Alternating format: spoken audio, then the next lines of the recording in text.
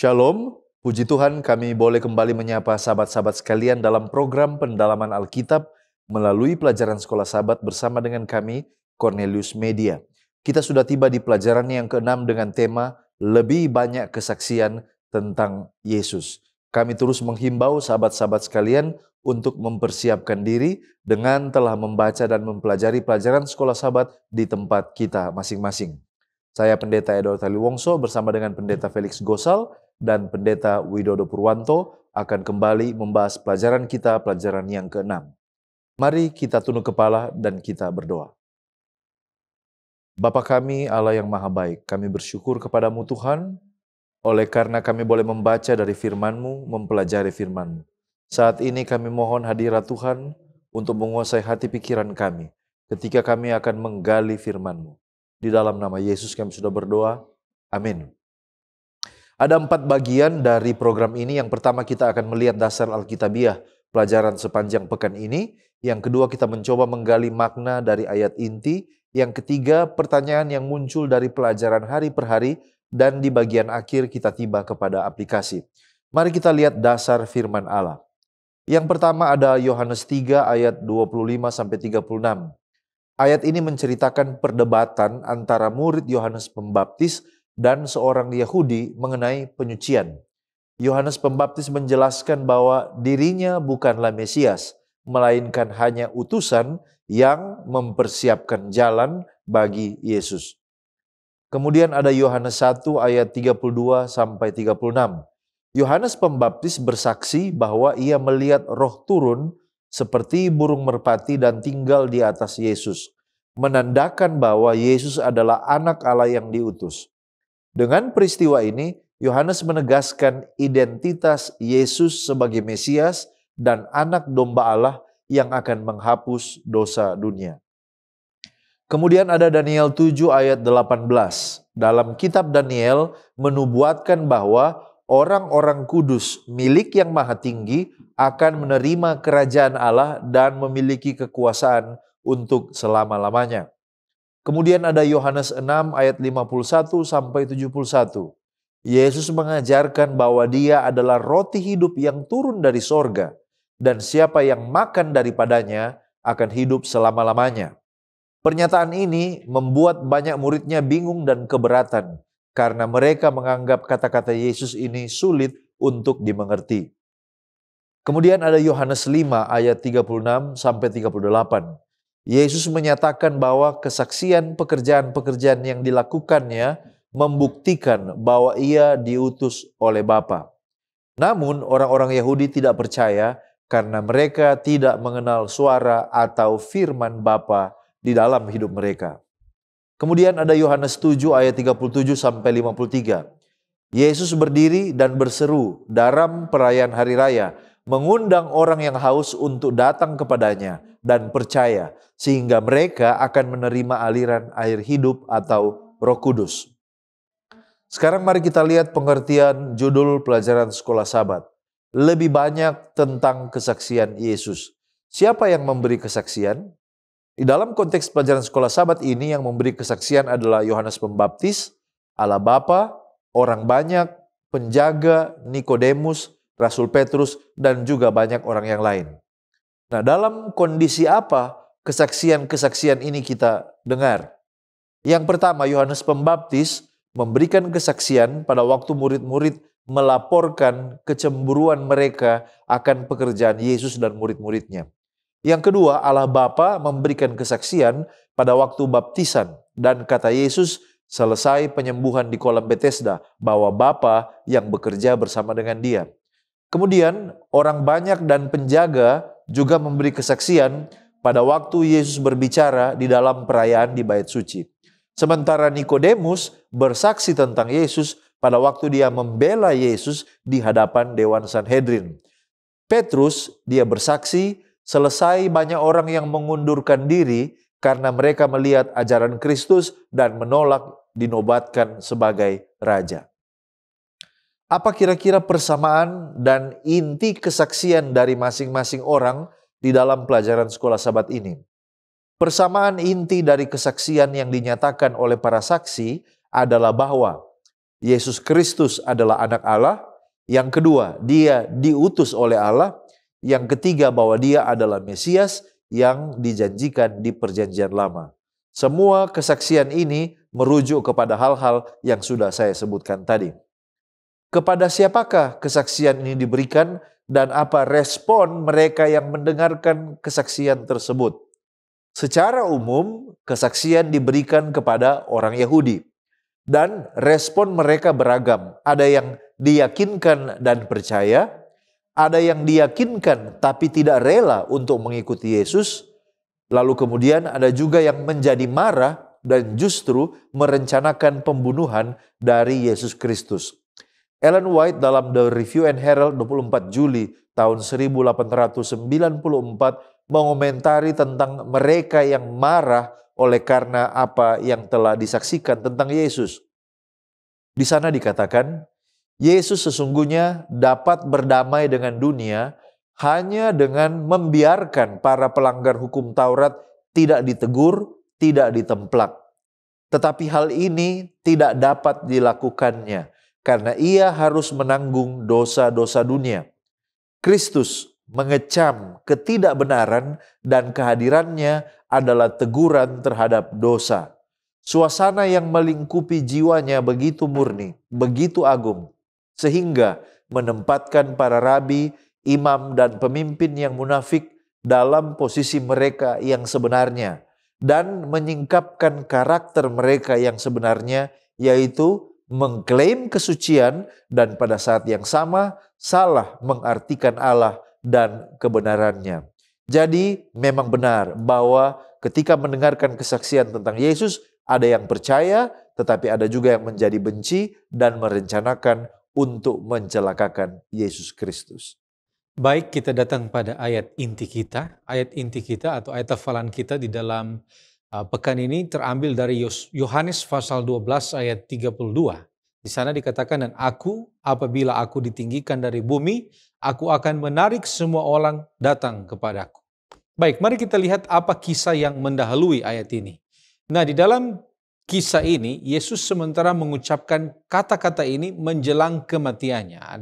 Ada banyak orang yang saat itu mulai tertarik kepada Yesus, termaksud orang-orang Yunani yang ingin bertemu dengan Yesus. Kalau kita melihat Yohanes pasal 12 ayat 20-21, ada beberapa orang-orang Yunani yang datang untuk beribadah pada hari raya. Mereka meminta untuk bertemu dengan Yesus. Mereka mendekati Filipus dan menyatakan keinginan mereka. Nah, hal ini menunjukkan bahwa ketertarikan kepada Yesus tidak hanya datang dari bangsa Yahudi saja, tetapi juga datang dari bangsa lain.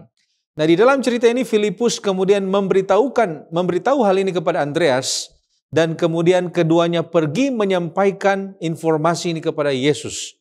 Dan hal ini memicu Yesus untuk menjelaskan lebih lanjut tentang misinya saat kedatangannya ke dunia. Nah, mari kita lihat siapa aku di sini dan ditujukan kepada siapa ayat ini. Kemudian apa pengertian apabila aku ditinggikan dari bumi, dan apa pengertian aku akan menarik semua orang datang kepadaku. Baik saudara, aku di sini merujuk kepada Yesus Kristus itu sendiri yang sementara berbicara. Ayat ini ditujukan kepada murid-muridnya dan orang banyak yang mendengarkannya pada saat itu. Kita bisa lihat konteks ini di dalam pasal 12 ini. Nah, kemudian pengertian ditinggikan dari bumi. Apa pengertian ditinggikan dari bumi? Nah, saudara, secara literal, hal ini merujuk kepada penyaliban Yesus di kayu salib, di mana secara fisik ia ditinggikan dari tanah. Kerinduan segala zaman halaman 258 mengatakan, dan apabila aku ditinggikan dari bumi, aku akan menarik semua orang datang kepadaku. Ini dikatakannya untuk menyatakan bagaimana caranya ia akan mati. Jadi ini merujuk kepada Yesus yang akan digantung di kayu salib, ditinggikan dari atas bumi. Nah, kemudian pengertian menarik semua orang. Nah, mari kita lihat kata menarik di dalam ayat ini muncul di dalam bahasa asli yang berarti menarik dengan kuasa ilahi. Artinya di sini bukan dengan pemaksaan. Dan kata semua orang ini menunjukkan bahwa karya keselamatan Yesus di kayu salib itu ditujukan kepada siapa saja, bukan hanya kepada orang Yahudi. Roh nubuat menjelaskan ada beberapa hal yang dapat kita pahami dari kata-kata Yesus ini. Yang pertama, mari kita lihat khotbah di atas bukit halaman 19. Di sana dikatakan bahwa duka cita yang dinyatakan di sini adalah hati yang sungguh berduka karena dosa.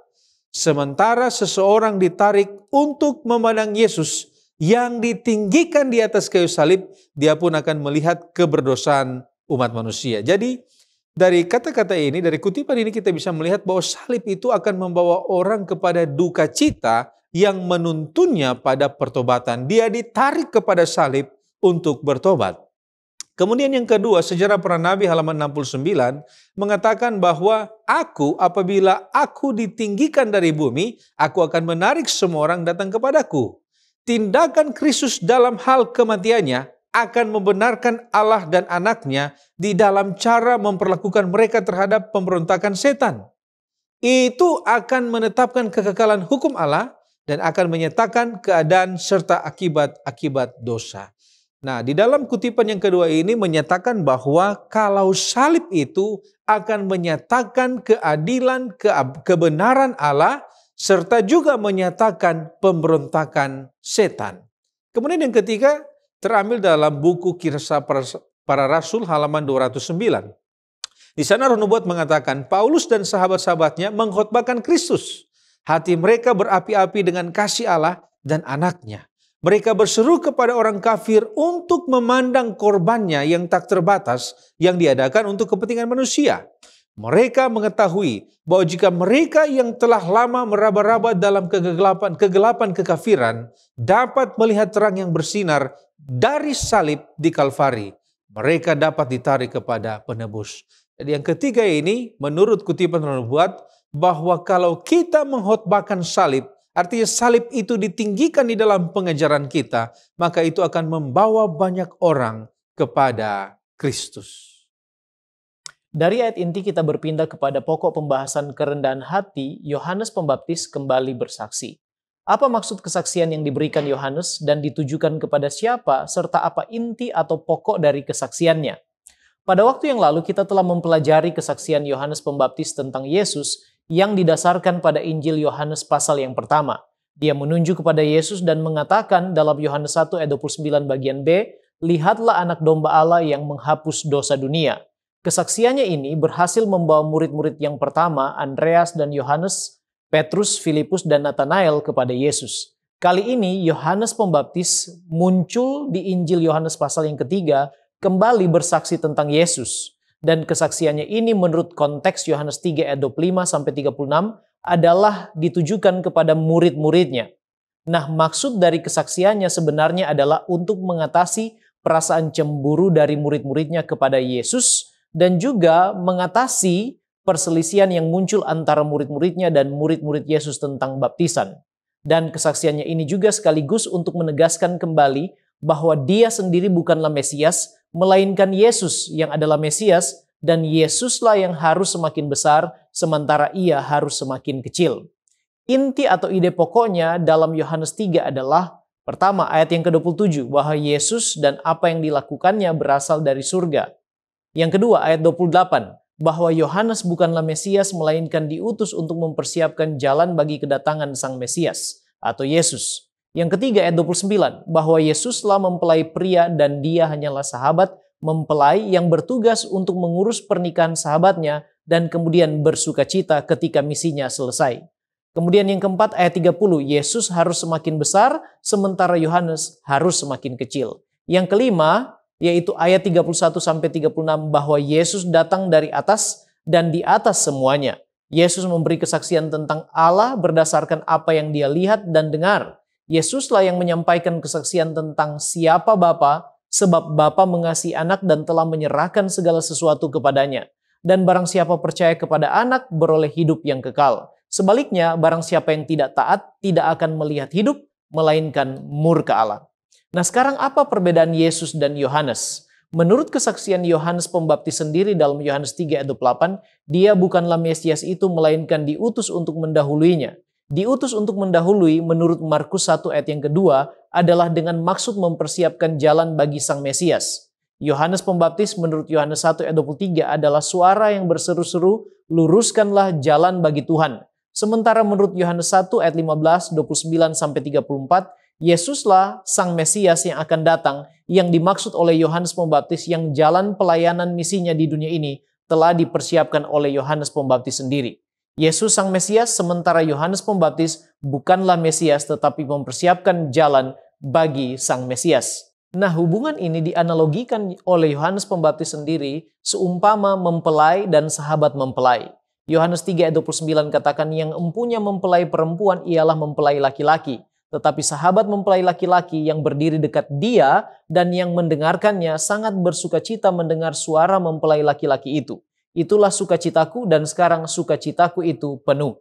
Yohanes di sini menempatkan Yesus sebagai mempelai pria dan dirinya sendiri sebagai sahabat mempelai pria, dan dia sangat bersukacita di sana. Seventh-day Adventist Bible Commentary volume 5 halaman 933 katakan bahwa sahabat mempelai laki-laki adalah perantara yang membuat kesepakatan antara keluarga mempelai laki-laki dan keluarga mempelai perempuan. Dia akan merasa senang ketika segala urusannya tersebut mencapai puncak atau klimaks yang membahagiakan. Demikianlah Yohanes mengakui Yesus sebagai sosok ilahi, sedangkan dirinya hanyalah seorang manusia biasa yang dipakai oleh Allah. Nah, sekarang mengapa murid Yohanes sepertinya cemburu? Dikatakan dalam Alfa Omega jilid 5 halaman 179 bahwa mereka memandang dengan rasa cemburu kepada popularitas Yesus.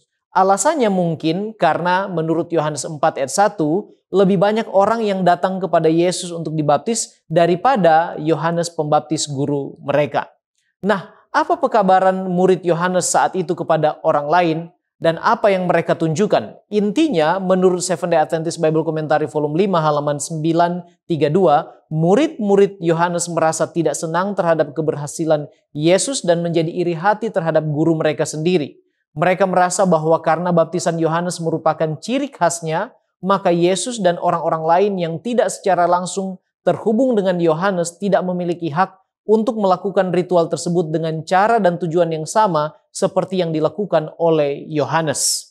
Nah, sekarang apa sikap Yohanes terhadap perilaku murid-muridnya, dan apakah pada akhirnya masalah perbedaan terselesaikan dan murid Yohanes kemudian menjadi murid Yesus? Menurut pena inspirasi Alfa Omega jilid 5 halaman 180, melalui kata-kata murid-muridnya dalam Yohanes 3 ayat 26, Rabi, orang yang bersama dengan engkau di seberang sungai Yordan dan yang tentang dia engkau telah memberi kesaksian, dia membaptis juga dan semua orang pergi kepadanya. Setan membawa pencobaan kepada Yesus dengan perkataan-perkataan ini. Namun demikian, sebagai seorang yang dipilih Allah, Yohanes tidak terprovokasi untuk ikut-ikutan cemburu atau iri sama seperti murid-muridnya atau berusaha mempertahankan popularitasnya. Dikatakan di halaman yang sama bahwa ia tidak menyatakan simpati terhadap perasaan tidak puas di pihak murid-muridnya itu, melainkan menunjukkan betapa jelas ia mengerti hubungannya dengan Mesias dan betapa senang hatinya menyambut dia yang baginya ia telah menyediakan jalan. Inilah sikap dari Yohanes Pembaptis. Mengapa Yohanes bisa menang dari pencobaan setan itu? Alfa Omega jilid 5 halaman 93 katakan, sedapat-dapatnya ia menutup setiap jalan yang dapat dimasuki oleh setan, namun ia masih juga diserang oleh penggoda itu. Tetapi pandangan rohaninya terang, ia telah mengembangkan tenaga dan keputusan tabiat, maka dengan pertolongan Roh Kudus ia sanggup mengenal bujukan setan dan melawan kuasanya. Yohanes tidak dicemarkan oleh sifat mementingkan diri dan sifat suka cari nama. Dan jauh di atas racun kecemburuan hidupnya. Dia telah mengosongkan diri untuk dipenuhi dengan terang ilahi dan dengan iman kepada penebus. Ia telah naik ke puncak sifat penyangkalan diri. Dia katakan dalam Yohanes 3 ayat 29 bagian akhir dan ayat 30, sekarang sukacitaku itu penuh. Ia harus semakin besar tetapi aku harus semakin kecil. Sikap Yohanes penuh dengan kerendahan hati yang sejati. Melalui sikap dan perkataannya, Yohanes telah berhasil mencegah perbedaan dan perselisihan yang muncul karena kecemburuan itu terus berlanjut. Dikatakan di halaman 183 dari Alfa Omega jilid 5, bila saja timbul keadaan yang mengancam untuk menyebabkan perpecahan, haruslah kita mengikuti teladan Yesus dan Yohanes Pembaptis itu. Dalam hal inilah perbedaan terselesaikan. Namun untuk murid-murid Yohanes menjadi murid Yesus, hal ini merupakan suatu pilihan pribadi karena kenyataannya saat itu murid-murid Yohanes masih tetap setia mengikuti guru mereka. Dan hal ini terlihat pada waktu Yohanes Pembaptis mati dipancung kepalanya oleh Herodes dalam Markus 6 ayat 14-29. Murid-murid Yohanes Pembaptis datang untuk mengambil mayatnya, lalu membaringkannya dalam kuburan. Dan menurut Matius 14 ayat 12, hal itu mereka beritahukan juga kepada Yesus. Nah, yang Yohanes tekankan kepada murid-muridnya dalam Yohanes 3 ayat 36 ialah bahwa barang siapa percaya kepada anak, ia beroleh hidup yang kekal, tetapi barang siapa tidak taat kepada anak, ia tidak akan melihat hidup melainkan murka Allah tetap ada di atasnya. Baik, terima kasih pendeta. Sekarang kita akan melihat pemahaman baru tentang Mesias. Pemahaman siapa yang berbeda dan perlu diluruskan? Lalu apa pemahaman lama dan baru tentang Mesias? Lalu kemudian apa reaksi orang Yahudi atas pemahaman baru tentang Sang Mesias? Orang-orang Yahudi pada zaman Yesus memiliki pemahaman lama bahwa Mesias akan datang sebagai pemimpin politik dan militer yang akan membebaskan mereka dari kekuasaan Romawi dan memulihkan kejayaan Israel. Namun Yohanes Pembaptis memperkenalkan pemahaman baru tentang Mesias dengan menyebut Yesus sebagai anak domba Allah.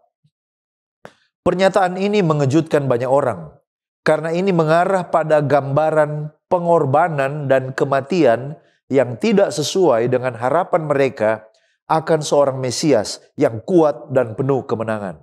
Ellen White mengomentari hal ini dalam Alpha and Omega jilid 5 halaman 136. Dia katakan, ketika Yesus dibaptiskan, Yohanes menunjuk kepadanya sebagai anak domba Allah. Sebuah terang yang baru dipancarkan atas pekerjaan Mesias. Pikiran Yohanes pada waktu itu tertuju kepada perkataan Nabi Yesaya, seperti anak domba yang dibawa ke pembantaian. Yesaya 53 ayatnya yang ke-7. Jadi, anak domba Allah secara langsung menunjuk pada Yesus sebagai korban pendamaian bagi dosa-dosa dunia. Dan ini sangat jauh berbeda dari harapan orang Yahudi untuk seorang Mesias sebagai pemimpin duniawi. Karena itu, banyak yang mungkin tidak memahami sepenuhnya maksud dari Yohanes pada waktu itu. Bagaimana Yohanes bisa mengenal Yesus sebagai Mesias? Yohanes mengenal Yesus sebagai Mesias karena Allah sendiri yang menyatakan kepadanya. Dalam Yohanes 1 ayat 31-34, Yohanes Pembaptis mengakui bahwa ia awalnya tidak mengenal Yesus sebagai Mesias. Namun, Allah yang mengutusnya untuk membaptis dia dengan air memberinya tanda khusus, yaitu ketika Yohanes melihat Roh Kudus turun dan tinggal di atasnya Yesus seperti burung merpati, pada saat itulah ia tahu bahwa Yesus adalah Mesias. Dan melalui tanda ini, Yohanes bisa memberikan kesaksian bahwa Yesus adalah anak Allah yang dijanjikan itu. Pertanyaan selanjutnya, bagaimana roh yang turun kepada seseorang dapat dikenali, dilihat, dan diidentifikasi? Nah, dalam kasus Yesus, Roh Kudus turun secara visual seperti burung merpati. Dan inilah yang dilihat oleh Yohanes Pembaptis. Tetapi Alkitab memberikan beberapa tanda yang menunjukkan bahwa seseorang telah menerima Roh Kudus. Ada 7 tanda. Yang pertama terjadi transformasi karakter atau yang kita sebut dengan buah roh sesuai dengan Galati 5 ayat 22-23. Yang kedua, seseorang itu memiliki kerinduan dan kuasa untuk menyaksikan tentang Kristus. Roh Kudus memberikan keberanian dan kuasa untuk menjadi saksi tentang Kristus di dalam Kisah 1 ayat 8. Lalu yang ketiga, orang ini akan memperoleh pengertian yang benar akan firman Tuhan. Karena Roh Kudus adalah pengajar dan penuntun dalam kebenaran. Yohanes 14 ayat 26, 16 ayat 13. Yang keempat, pengakuan Yesus sebagai Tuhan. Roh Kudus menuntun seseorang untuk mengakui Yesus sebagai Tuhan dan Juru Selamat. 1 Korintus 12 ayat 3. Dan yang kelima, ada keinginan untuk hidup kudus dan melawan dosa. Kehadiran Roh Kudus mendorong seseorang untuk hidup dalam kekudusan dan berjuang untuk melawan dosa. Roma 8 ayat 13-14. Dan yang keenam, karunia-karunia roh untuk membangun jemaat. Roh Kudus memberikan berbagai karunia rohani untuk membangun tubuh Kristus. 1 Korintus 12 ayat 4-11. Dan yang terakhir, seorang yang dikuasai Roh Kudus akan mengalami damai sejahtera dan sukacita dari dalam hati. Roma 15 ayatnya yang ke-13. Baik, kita tiba pada pokok pembahasan mengenai penerimaan dan penolakan. Nah, apa arti roti hidup dan memakannya serta meminum darah Yesus? Baik saudara, yang pertama, roti di sini melambangkan sumber kehidupan. Roti adalah kebutuhan dasar dan roti ini merupakan makanan pokok pada zaman itu. Nah, mengingat sebelum cerita ini ada dua pelajaran yang diangkat oleh Yesus, yaitu pada saat dia memberi makan 5.000 orang dengan roti. Kemudian juga Yesus menjelaskan bahwa Yesus adalah roti yang dari surga, merujuk kepada perjalanan bangsa Israel di padang gurun yang diberikan makan.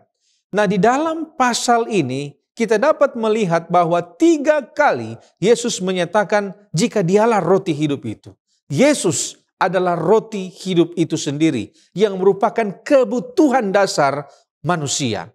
Nah, kata makan di sini muncul dalam bentuk present participle yang mengindikasikan bahwa sesuatu yang dilakukan terus-menerus itu artinya bukan hanya 1 kali makan, tetapi tindakan ini adalah tindakan konstan. Tindakan memakan roti hidup itu harus terjadi secara terus-menerus atau secara konstan.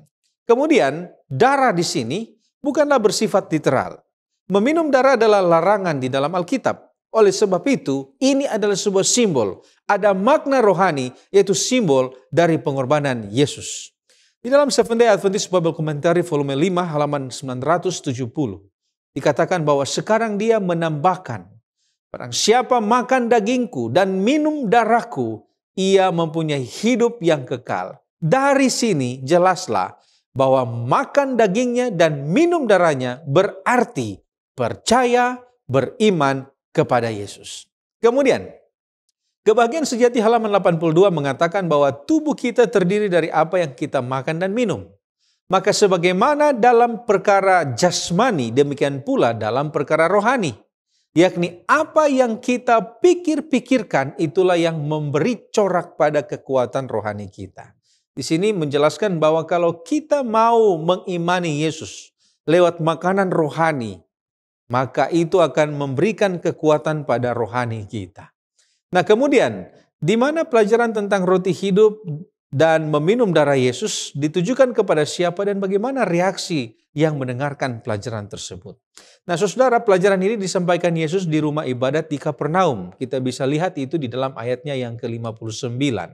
Nah, pengajaran ini didengarkan oleh 3 kelompok. Yang pertama, murid-murid Yesus sendiri. Kemudian ada orang-orang Yahudi. Dan di situ juga dituliskan banyak orang yang hadir pada saat itu. Nah, apa reaksi ketika mereka mendengarkan pengajaran Yesus ini? Ada 2 reaksi yang muncul. Reaksi yang pertama adalah reaksi negatif. Apa yang terjadi? Setelah mereka mendengarkan pengajaran dari Yesus ini, orang Yahudi kemudian bersungut-sungut. Yang kedua, banyak yang menganggap bahwa pengajaran yang diberikan Yesus itu sulit dimengerti dan keras bagi mereka. Kemudian yang ketiga, ada banyak murid yang mundur karena mereka mendengarkan pengajaran ini. Dikatakan juga ada yang tersinggung karena sulit memahami konsep makan daging dan juga minum darah. Jadi ada yang bersifat negatif, mereka melihat ini sebagai hal yang negatif, tetapi ada juga yang memberikan respon positif, yaitu murid-murid Yesus itu sendiri. Petrus dan murid-murid yang lain, mereka tetap setia kepada Yesus. Petrus sendiri, dia mengatakan bahwa perkataanmu adalah perkataan hidup yang kekal. Menunjukkan bahwa mereka percaya kepada Yesus dan mereka menerima pengajaran itu di dalam hati mereka. Ya, terima kasih pendeta. Kita pindah kepada topik kesaksian Bapa. Siapa Bapa yang dimaksud di sini? Dan kepada siapa kesaksian itu diberikan? Serta dalam kondisi yang bagaimana? Yohanes 1 ayat 14 dan 18 mengatakan, Firman itu telah menjadi manusia dan diam di antara kita, dan kita telah melihat kemuliaannya, yaitu kemuliaan yang diberikan kepadanya sebagai anak tunggal Bapa, penuh kasih karunia dan kebenaran. Tidak seorang pun yang pernah melihat Allah, tetapi anak tunggal Allah yang ada di pangkuan Bapa, dialah yang menyatakannya. Jadi jelas, dari ayat-ayat ini, Bapa yang dimaksud di sini adalah Allah atau oknum pertama dari kealahan. Kesaksian ini dalam konteks dekatnya, yaitu Yohanes pasal yang kelima, diberikan kepada orang-orang Yahudi, khususnya mereka yang saat itu berada di luar bait Allah. Namun di sana juga ada murid-muridnya. Lebih daripada itu, kesaksian Bapa adalah bagi semua orang yang mendengarkan suaranya. Saat itu Yesus pergi ke Yerusalem dalam satu perayaan hari raya orang Yahudi, dan kesaksian ini diberikan dalam kondisi sesudah Yesus mengadakan mujizat penyembuhan bagi seorang yang sudah 38 tahun menderita sakit pada hari Sabat di kolam Bethesda. Yohanes 5 ayat 15-18 mengatakan, orang itu keluar lalu menceritakan kepada orang-orang Yahudi bahwa Yesuslah yang telah menyembuhkan dia. Dan karena itu orang-orang Yahudi berusaha menganiaya Yesus karena ia melakukan hal-hal itu pada hari Sabat. Tetapi ia berkata kepada mereka, Bapakku bekerja sampai sekarang, maka aku pun bekerja juga. Sebab itu orang-orang Yahudi lebih berusaha lagi untuk membunuhnya, bukan saja karena ia meniadakan hari Sabat, tetapi juga karena ia mengatakan bahwa Allah adalah Bapanya sendiri dan dengan demikian menyamakan dirinya dengan Allah. Ayat 19 katakan, maka Yesus menjawab mereka. Jadi dalam kondisi inilah kesaksian itu diberikan. Sekarang apa inti dan pelajaran dari kesaksian Bapa? Inti dan pelajaran dari kesaksian Bapa adalah bahwa Bapa satu dengan anak. Demikian juga dengan segala pekerjaan mereka satu. Apa yang dikerjakan anak adalah pekerjaan yang datangnya dari Bapa dan merupakan pekerjaan Bapa sendiri. Mujizat dan karya Yesus selalu berhubungan dengan pekerjaan Bapa. Dalam buku Desire of Ages halaman 407 dikatakan bahwa bukti tertinggi bahwa Yesus berasal dari Allah adalah bahwa hidupnya mengungkapkan atau menyatakan karakter Allah. Yohanes 5 ayat 37 dan 38. Bapa yang mengutus aku, dialah yang bersaksi tentang aku. Kamu tidak pernah mendengar suaranya, rupanya pun tidak pernah kamu lihat. Dan firman-Nya tidak menetap di dalam dirimu, sebab kamu tidak percaya kepada Dia yang diutusnya. Jadi yang lebih penting dari kesaksian Bapa adalah suara Bapa sendiri. Pada waktu Yesus dibaptis, suara Bapa terdengar. Di dalam Matius pasal 3 ayat 17 dikatakan, lalu terdengarlah suara dari sorga yang mengatakan, inilah anakku yang kukasihi, kepadanya lah aku berkenan. Demikian pula saat Yesus dimuliakan di atas gunung. Matius 17 ayat 5 katakan, dan tiba-tiba sedang ia berkata-kata, turunlah awan yang terang menaungi mereka, dan dari dalam awan itu terdengar suara yang berkata, inilah anak yang kukasihi, kepadanya lah aku berkenan, dengarkanlah dia. Jadi yang paling penting adalah suara Bapa. Seventh-day Adventist Bible Commentary volume 5 halaman 954 katakan bahwa kesaksian tertinggi atas kebenaran yang ada di dalam Kristus tidak ditemukan dalam kesaksian manusia atau dalam karya-karya Yesus, tetapi dalam suara Allah yang berbicara kepada hati manusia. Sayangnya, orang-orang Yahudi tidak bisa mendengar atau tidak mengenal suara Bapa yang memberi kesaksian tersebut. Nah, sekarang apa reaksi atau penerimaan mereka yang mendengar kesaksian Bapa? Yohanes 5 ayat 38 sampai 40 katakan, firman-Nya tidak menetap di dalam dirimu, sebab kamu tidak percaya kepada Dia yang diutusnya. Kamu menyelidiki kitab-kitab suci sebab kamu menyangka bahwa olehnya kamu mempunyai hidup yang kekal. Tetapi walaupun kitab-kitab suci itu memberi kesaksian tentang aku, namun kamu tidak mau datang kepadaku untuk memperoleh hidup itu. Jadi dalam konteks saat itu mereka menolak kesaksian Bapa. Hal ini ditandai dengan firman-Nya tidak menetap dalam diri mereka karena mereka tidak percaya kepada Yesus. Mereka tidak mau datang kepada Yesus untuk memperoleh hidup walaupun mereka menyelidiki kitab suci yang berisi suara Allah dan firman-Nya yang bersaksi tentang Yesus. Mengapa hal ini terjadi? Andrew Study Bible halaman 1368, hal ini terjadi karena mereka menyelidiki kitab suci dengan motif yang salah. Sebab seandainya mereka mendengar dan mengenal kesaksian Bapa, maka mereka akan menerima Kristus dan memiliki jaminan kepastian tentang hidup yang kekal itu. Selanjutnya kita akan melihat kesaksian orang banyak. Nah, dalam konteks pelajaran sekolah Sabat, apa perbedaan dan persamaan kesaksian dari orang banyak ini? Untuk menjawab hal ini ada 3 hal yang akan kita angkat, yaitu yang pertama adalah perbedaan, perdebatan, dan kemudian persamaan. Nah, dari segi perbedaan utama dalam kesaksian banyak orang ini sebenarnya terletak pada pemahaman mereka tentang siapa Yesus itu. Beberapa orang menganggap Yesus sebagai nabi yang dinubuatkan oleh Musa sesuai dengan Ulangan 18, sementara yang lain percaya bahwa dia adalah benar-benar Mesias. Yang kedua, masalah perdebatan. Di antara mereka telah terjadi perdebatan terkait asal-usul Yesus. Beberapa orang berpendapat bahwa Mesias itu seharusnya berasal dari garis keturunan Daud dan dilahirkan di Bethlehem dan bukan dari Galilea. Kita bisa baca itu di Yohanes 7 ayat 41 sampai 42. Nah, dari segi persamaan, dalam kesaksian mereka semua kagum dan tertarik terhadap ajaran dan perkataan Yesus. Banyak orang yang terkesan dengan kefasihan perkataannya, bahkan para penjaga yang sebenarnya dikirim untuk menangkap mengakui bahwa belum pernah ada orang yang berbicara seperti Yesus sebelumnya. Pertanyaan selanjutnya, alasan mengapa kesaksian ini diberikan oleh masing-masing tokoh di dalam konteks sekolah Sabat. Yang pertama kalau kita lihat adalah para penjaga. Para penjaga ini dikirim oleh para pemimpin Yahudi untuk menangkap Yesus. Namun, mengapa mereka bersaksi? Karena mereka terkesan dan bingung oleh perkataan Yesus dan mereka pada akhirnya tidak dapat menjalankan perintah tersebut karena begitu terpesona dengan pekabaran yang dia bawakan. Kalau kita baca di Yohanes 7 ayat 46, mereka berkata, belum pernah seorang manusia berkata seperti orang ini. Nah, pernyataan ini menunjukkan bahwa perkataan Yesus memiliki daya tarik rohani dan kuasa yang mempengaruhi mereka. Itulah alasannya mengapa mereka bersaksi. Yang kedua, Nikodemus. Nikodemus adalah seorang pemimpin Farisi yang telah bertemu dengan Yesus sebelumnya. Kita bisa lihat itu di Yohanes pasal 3. Nah, dalam Yohanes 7 ayat 50-51, Nikodemus bersaksi karena dia mau membela Yesus. Mengingatkan para pemimpin bahwa menurut hukum Taurat, seseorang tidak boleh dihukum tanpa didengar kesaksian dan keterangannya terlebih dahulu. Jadi Nikodemus bersaksi adalah untuk membela Yesus. Sementara orang-orang lain atau orang banyak, sebagian dari orang banyak ini percaya bahwa Yesus adalah Mesias atau Nabi, seperti yang dinubuatkan oleh Musa.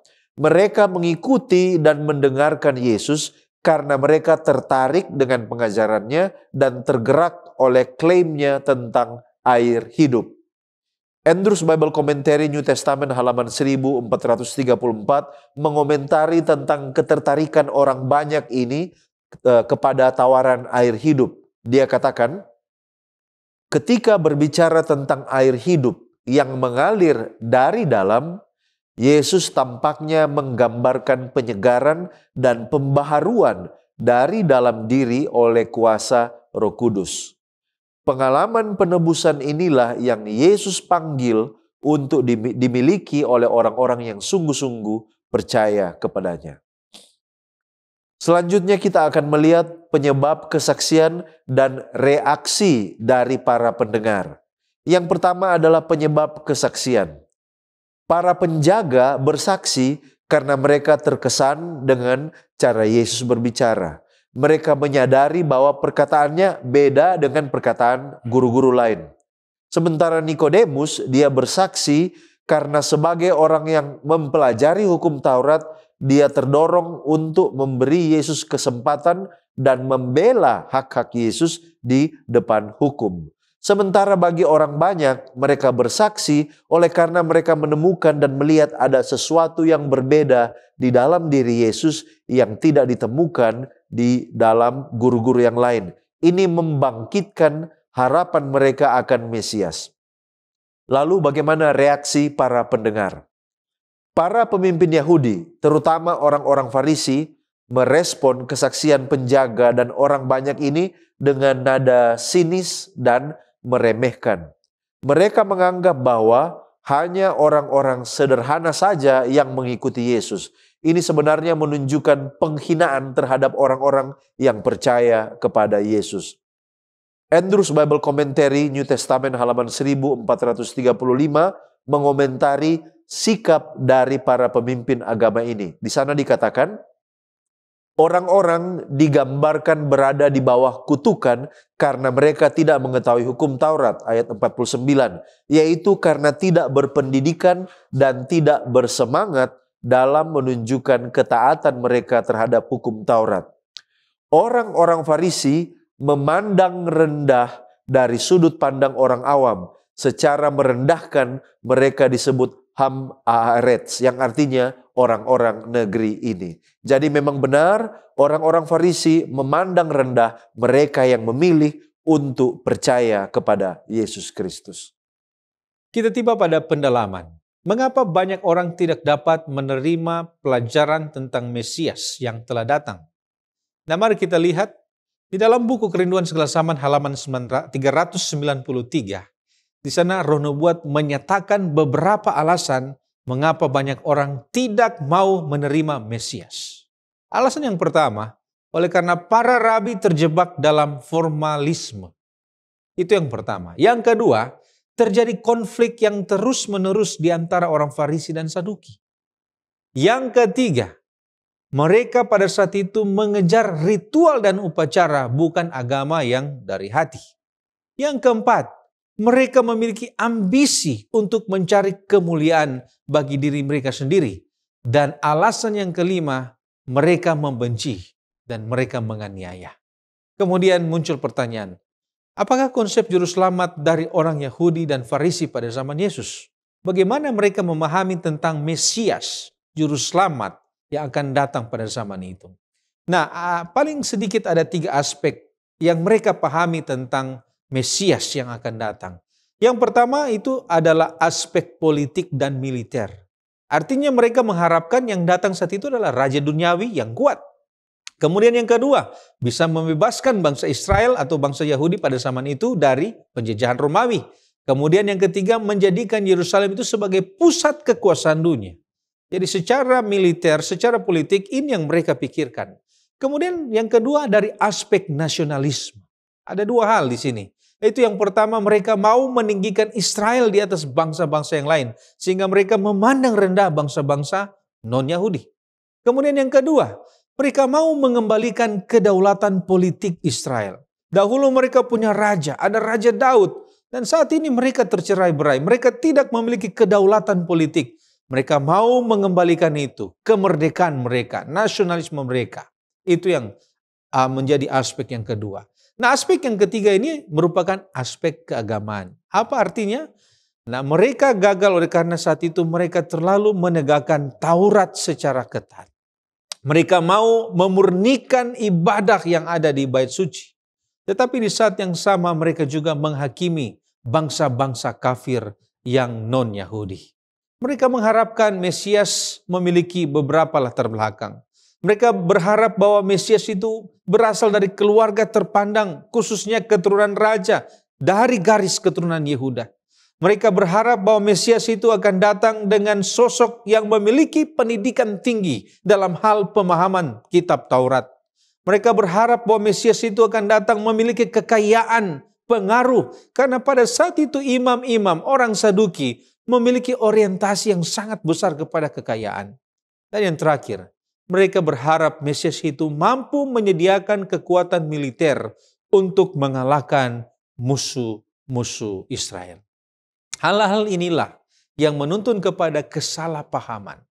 Ini memberikan konsep yang keliru tentang Mesias yang akan datang, sehingga mereka salah menafsirkan nubuatan. Nubuatan itu ditafsirkan secara dangkal. Kemudian mereka memiliki kebanggaan nasionalisme yang berlebihan, serta ambisi duniawi yang kemudian mengaburkan tujuan rohani mereka. Saudaraku, saat ini kita datang kepada aplikasi dan juga penutup dari diskusi kita. Apakah menjadi saksi Yesus adalah suatu keharusan? Rasul Paulus katakan dalam 1 Korintus 9 ayat 16, "Karena jika aku memberitakan Injil, aku tidak mempunyai alasan untuk memegahkan diri. Sebab itu adalah keharusan bagiku, celakalah aku jika aku tidak memberitakan Injil. Bisa kita simpulkan bahwa menjadi saksi bagi Injil, bagi Yesus, adalah suatu keharusan bagi seorang Kristen.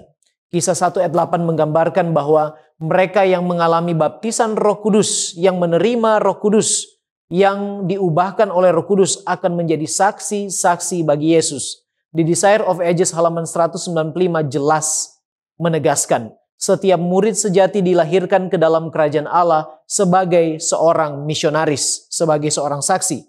Barang siapa minum dari air hidup akan menjadi mata air kehidupan, dan si penerima akan menjadi pemberi. Kasih karunia Kristus di dalam jiwa adalah seperti mata air di padang gurun yang memancar untuk menyegarkan semua orang dan membuat mereka yang siap untuk binasa ingin sekali meminum air kehidupan tersebut.